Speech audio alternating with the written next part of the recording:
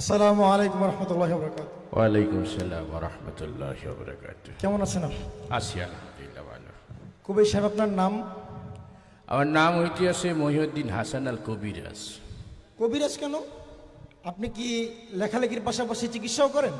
এত ঘন কথা বলে কেন তুমি? হ্যাঁ, চিকিৎসা করলে তাকে কবিরাজ বলা হয়, এটা তোমাকে কে বলেছে? তোমরা ঋতুর রাজাকে কি বলো? ঋতুরাজ। বসন্তের রাজাকে কি বলো? বসন্তরাজ। আমি হইতেছি কবিদের রাজা, তাই কবিরাজ। তো আপনি তো বিভিন্ন দেশে সফর করেছেন, তা আমাদের কিছু যদি দেশের নাম বলতেন।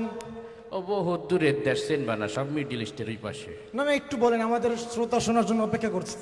কত দেশের নাম বলবো? এই মনে করো নোয়াখালী, কুমিল্লা, চাঁদপুর, বরিশাল, বহু দেশ গেছি, চেনবা না তোমরা।